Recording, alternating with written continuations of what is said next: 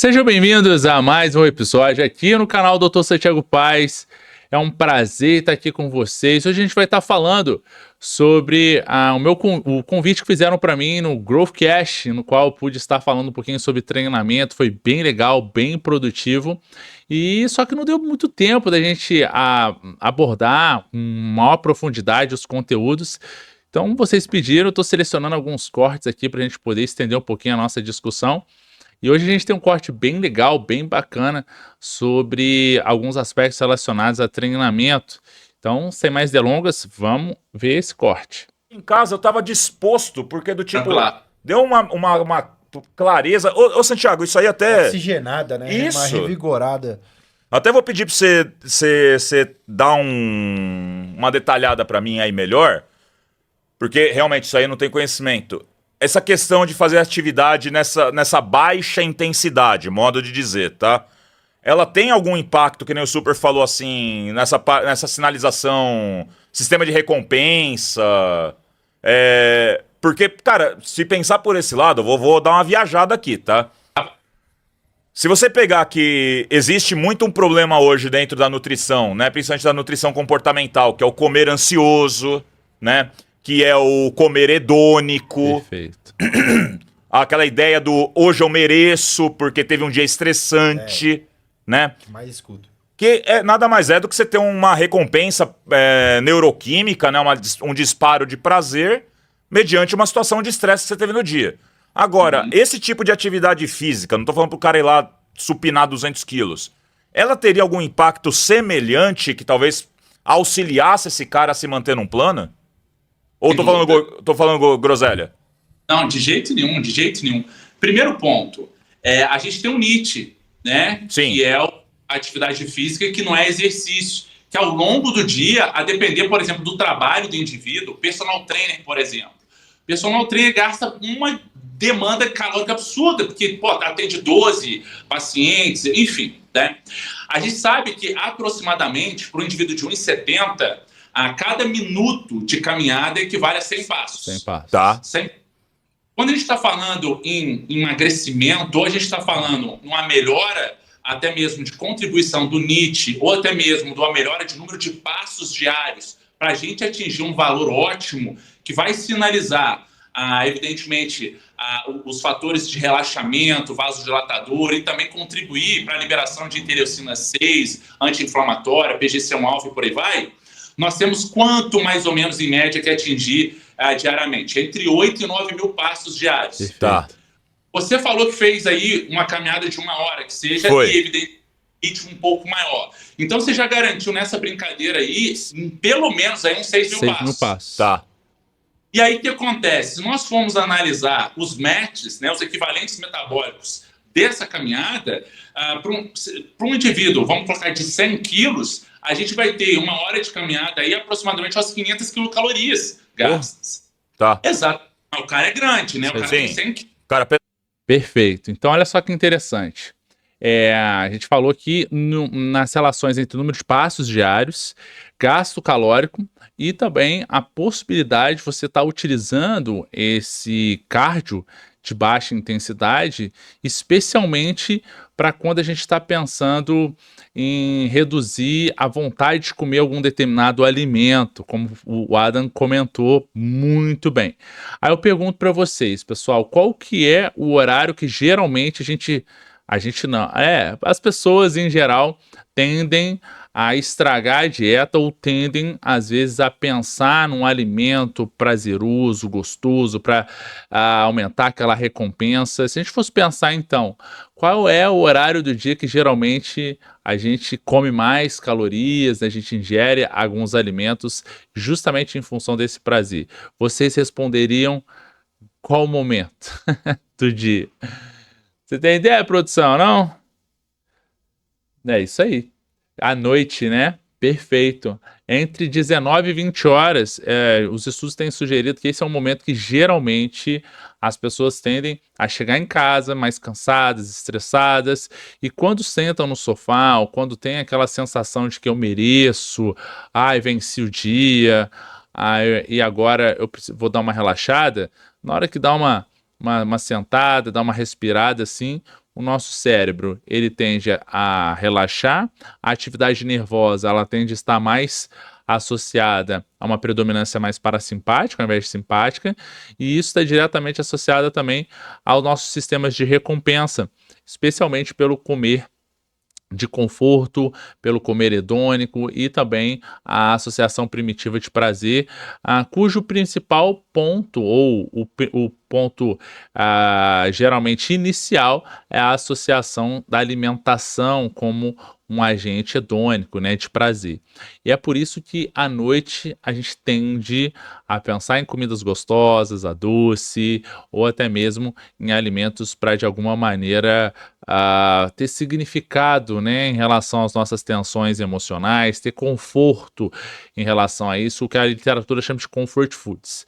Então olha só que interessante. Então peraí, se eu sei que provavelmente às 19, 20 horas o meu corpo ele vai começar a pensar isso, será que valeria a pena nesse momento, talvez umas 18 ou talvez umas 18h30, até mesmo 19 horas, sair para passear com o cachorro, como o Adam comentou, né? Então fazer aí seus 40, 60 minutinhos de caminhada com o cachorro para ele poder dar uma relaxada, fazer as necessidades fisiológicas dele. E como você está caminhando com ele ali, está entretido naquela situação, e também fazendo a caminhada, eu comentei, os estudos sugerem que um indivíduo de 1,70, ele para 1 minuto de caminhada, ele tende a ter 100 passos. E basicamente, quando a gente faz uma caminhada aí de 1 hora, são 6.000 passos, meu querido. Se a gente está pensando entre 8 e 9 mil passos, para estar aumentando essa capacidade de gasto de baixa intensidade, ou até mesmo protegendo teu coração ou contribuindo com o teu gasto natural do exercício, da musculação, do exercício que você faz na academia, ou até mesmo no teu gasto diário com o seu trabalho, a gente já está chegando num valor ótimo, um valor bacana, satisfatório diário para a gente estar melhorando ou mantendo esses bons níveis de condicionamento físico ou de gasto calórico. Só que olha só que interessante, se eu coloco essa minha caminhada, o que algumas literaturas chamam de night walking, né, que é o caminhar noturno, se eu colocar ele mais ou menos umas 19 horas, olha só que legal, como eu vou estar caminhando e relaxando, o meu corpo ele levemente ele aumenta um pouquinho a atividade excitatória, para que eu consiga ter um estímulo hormonal para manter aquela contração muscular, não a ponto de competir com o relaxamento pós-exercício para você dormir. A gente não está justificando isso.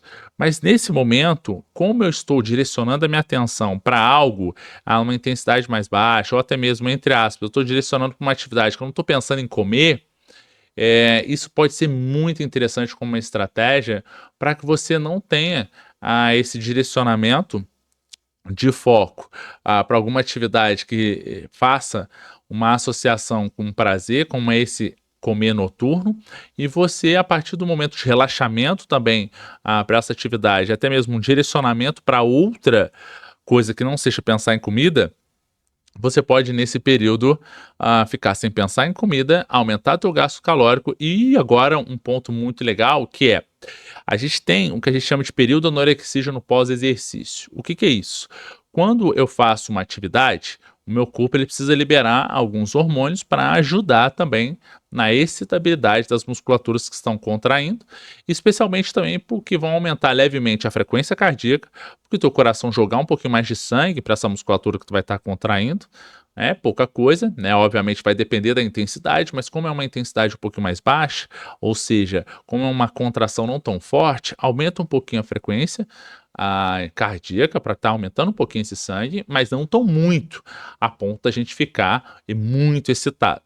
A gente aumenta também as trocas gasosas, né? Você fica levemente um pouquinho respirando um pouquinho mais, nada muito dissuante assim, mas isso é uma justificativa que aumenta um pouquinho essa liberação hormonal para que você tenha um pouquinho mais de atenção, para que você consiga manter-se em pé, para que você consiga manter ainda aquela atenção e aquela contração muscular para você caminhar e por aí vai. E aí, depois desse exercício, como o teu corpo ainda está sob esse efeito dessa liberação hormonal um pouquinho mais excitatório, um pouquinho mais de adrenalina, e você ficar um pouquinho excitado, e depois, quando você para e volta para tua casa, para relaxar, para ficar quietinho, o corpo ainda leva um tempo para isso diminuir. Só que tem um detalhe, quando eu aumento a liberação desses hormônios mais excitatórios, como é o caso também dos próprios remédios para emagrecer que aumentam essa excitabilidade. No passado, os efeitos colaterais desses fármacos, como a anfetamina, eram muito grandes, especialmente para o coração, né? A gente tinha lesão cardíaca por conta disso, a gente tinha aumento de ansiedade também, a gente ainda tem, né? Mas não vamos entrar nessa discussão agora. E hoje a literatura médica, as condutas médicas também, elas direcionam um pouquinho mais para os análogos de GLP-1, né, por exemplo, Saxenda, Ozempic, que são esses remédios para estar emagrecendo, mas por uma outra via hormonal que não seja a via excitatória, né, a via das GLP-1, enfim. Só que tem um detalhe, depois de um pós-exercício eu fico um tempinho ainda excitado, e por conta disso eu fico com menos fome, até mesmo uns 30 minutos depois do exercício. Então olha só que legal, esse período você ainda vai fazer uma caminhada, num período que geralmente está pensando em comida, depois quando você volta, você ainda tem um período no qual você não pensa em comida e não fica com tanta fome, e você posterga ainda mais um tempo sem esse pensamento hedônico, esse pensamento muito associado ao prazer.